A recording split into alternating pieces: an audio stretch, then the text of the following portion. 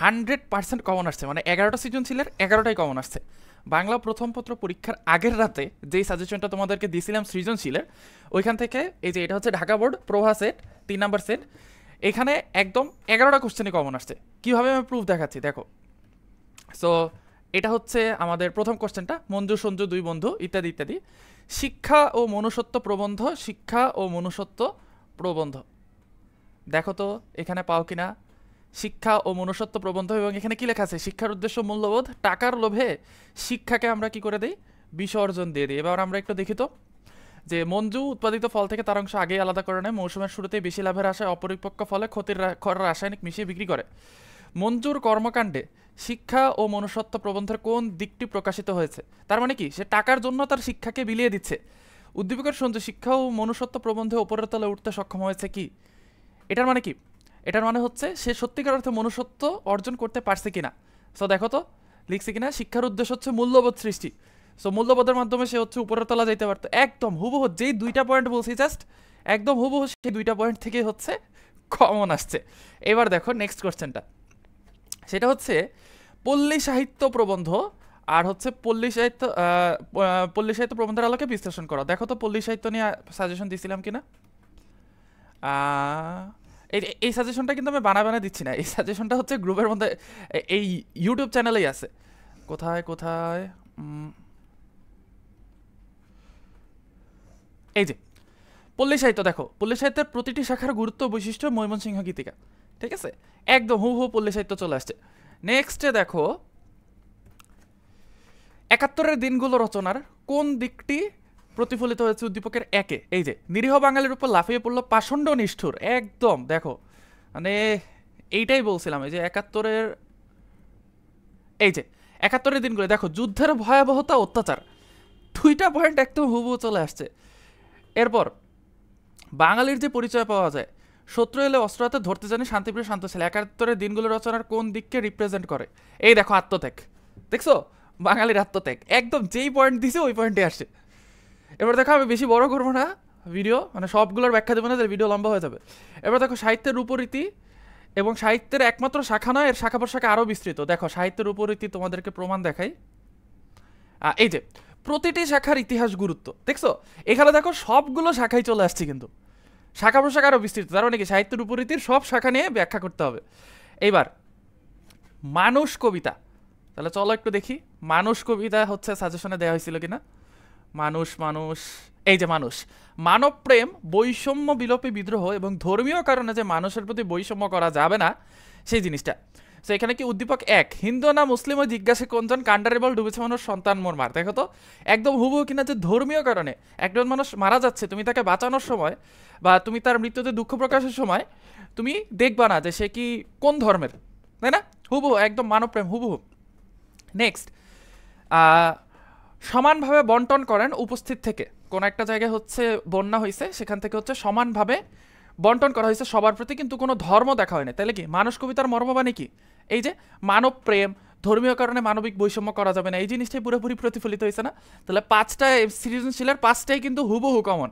Next, সেই দিন এই মাঠ কোনটির হচ্ছে চিত্র স্তবক একে ফুটে উঠেছে। দেখো খেয়াল করে দেখো, মানুষ সৃষ্টির নেশায় যারা থাকে মগ্ন, ব্যর্থ হয় কখনো কখনো, ভেঙে যায় সব স্বপ্ন। তার মানে মানুষ হচ্ছে সৃষ্টির নেশায় মগ্ন হয়ে থাকে, বাট তারা হচ্ছে কখনো দমে যায় না, তারা তাদের আপন ভুবন গড়ে তোলে। তার মানে মানুষ সবসময় কি করে, তার স্বপ্নের পেছনে ছুটে চলে, রাইট। এই জিনিসটা দেখো তো সেই দিন এই মাঠে তোমাদের দেওয়া হয়েছিল কিনা সাজেশন। এই যে সেই দিন এই মাঠ, মানুষ মারা যায় কিন্তু তার স্বপ্ন যায় না, মানুষ সারা জীবন তার স্বপ্নের পেছনে ছুটে যায়। এরপর প্রকৃতির শাশ্বত ও চিরন্তন রূপ, শাশ্বত মানে সবসময় চলবে, চিরন্তন মানে চিরকাল চলবে।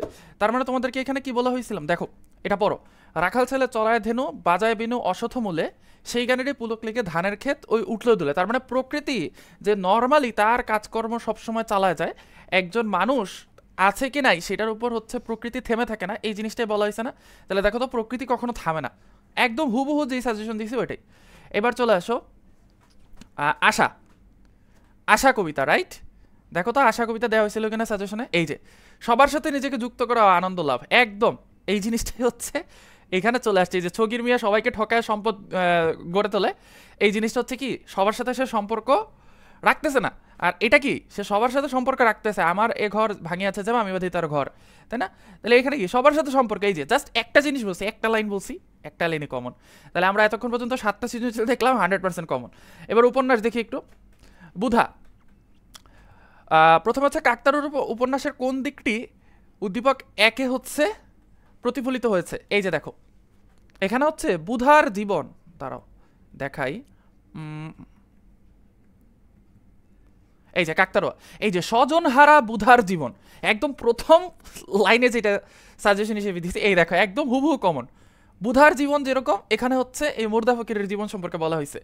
নেক্সট, আত্মত্যাগের যে স্বরূপ প্রকাশিত হয়েছে মুক্তিযোদ্ধাদের কাকতাড়ুয়া উপন্যাসে, এই দেখো তো এখানে আত্মত্যাগ আছে কিনা, এই যে হুবহু আত্মত্যাগ, অত্যাচার, পাকিস্তানি বাহিনীর অত্যাচার, গণমানুষের যুদ্ধ। মানে তোমরা যদি বাংলা বই পড়া লাগতো না, তোমরা যদি জাস্ট এই সাজেশনটা খালি একটু একবার রিডিং দিয়ে যাইতা, সৃজনশীল ধুমায় লিখতে পারতা একদম। এবার চলে আসো 9 নম্বর কোশ্চেন, যে কাকতাড়ুয়া উপন্যাসের কোন দিকটি ফুটে উঠেছে? এই যে এখানে হচ্ছে দখলদার বাহিনী কি করছে, নারী পুরুষদের উপর আক্রমণ করছে। সো এটা কি পাকিস্তানি সেনাবাহিনীর অত্যাচার, এই যে পাকিস্তানি সেনাবাহিনীর অত্যাচার। নেক্সট দেখো উদ্দীপক 2 কাকতাড়ুয়া উপন্যাসের মূল ভাব, এই যে এদেশের বাতাস আমার প্রতিটি বিশুদ্ধ নিঃশ্বাস, এটা হচ্ছে পুরোপুরি দেশপ্রেম, দেশপ্রেম, এই যে মানুষের সংগ্রাম আর হচ্ছে দেশপ্রেম, এই যে দেশের জন্য আত্মত্যাগ, হুবহু কমন। এইবার চলে অবশ্যই উপন্যাস আর নাটক, এটা কমন ফালানো খুবই সহজ, মেইনলি কমন ফালানো কষ্ট হচ্ছে গদ্য আর পদ্য, ঠিক আছে? নাটকে এমনিই কমন পড়বে। এবার দেখো বহিপীর, বলো কি তোমার ক্ষতি জীবনের অর্থনীতি পার হয় তোমাকে ধরে দুর্বল মানুষ যদি, এটা হচ্ছে বহিপীরের স্বার্থপরতা, ভণ্ডামি, ঠিক আছে? এই জিনিসটা প্রকাশ পেয়েছে। এই যে পীর প্রথার স্বরূপ, ঠিক আছে? এটা হচ্ছে ভণ্ডামি করে হচ্ছে পীর প্রথা বাঁচায় রাখা। স্তবক 2 ধর্মান্ধের ধর্ম নেই, আছে লোভ, ঘৃণ্য, চতুরতা, মানুষের পৃথিবীকে শতখণ্ডে বিভক্ত করেছে। তার মানে যারা হচ্ছে ধর্ম ব্যবসায়ী তারা হচ্ছে কি করছে, আল্লাহ তাআলার নামে পুরো পৃথিবীটাকে ভাগ করে ফেলছে, পুরো পৃথিবীটাকে নষ্ট করতেছে। তাহলে এটা কি বহিপীরের নাটকেরও সম্পূর্ণ ভাব। সো এই জিনিসটাই তো, এই যে দেখো ধর্মের সঠিক রূপ তাদের জানা নেই, ঠিক আছে? তাহলে এটা আসছে। এবার চলে আসো হচ্ছে প্রধান শিক্ষক বহিপীর নাটকের কোন চরিত্রকে প্রতিনিধিত্ব করে? আচ্ছা কি হয়েছে, সোরায়াকে বাবা বিয়ে দিতে যাচ্ছেন, প্রধান শিক্ষক বিয়ে বন্ধ করে দিচ্ছেন। তাহলে প্রধান শিক্ষক যে বিয়ে বন্ধ করে দিচ্ছেন এটা কি, এটা হচ্ছে আধুনিকতা, রাইট? এটা কার কার মধ্যে প্রকাশ পাইছে? হাশেম আলীর মধ্যে প্রকাশ পাইছে। এইবার উদ্দীপকের সুরায়া বহিপীর নাটকের তাহেরার প্রতিচ্ছবি, তাহেরা কি লেখাপড়া শিখতে চায়, তাই না? তাহলে লেখাপড়া শিখতে চাও মানে কি, স্বাধীন চেতা নারী, আধুনিকতা, তাই না? একদম দেখো 4টা পয়েন্টই হচ্ছে কমন আসছে। সো আমি খুব বেশি সাজেশন তোমাদের দেই না, বাট ইনশাল্লাহ পরীক্ষার আগে যে সাজেশনগুলো দিব এগুলো মাস্ট পরীক্ষার হলে দেখে যাওয়া। কারণ এই যে তোমাদেরকে আমি ঢাকা বোর্ড দিয়ে প্রুফ দিলাম, তোমরা অন্যান্য বোর্ডের কোশ্চেনগুলো আমাকে একটু দাও, কোশ্চেনগুলো দেখে হচ্ছে আমি তোমাদেরকে বলতেছি, ওইখানেও দেখবে ইনশাল্লাহ 95 থেকে 100% কমন আসবে সৃজনশীলে, ঠিক আছে? একদম এইখানে যেই সৃজনশীলগুলো আমি বলছি, যেই টপিকগুলো পড়তে বলছি, যেই টপিকগুলো পড়তে বলছি প্রত্যেকটা টপিকে, যে সেই দিন এই মাঠ, আশা, মানুষ, তারপর হচ্ছে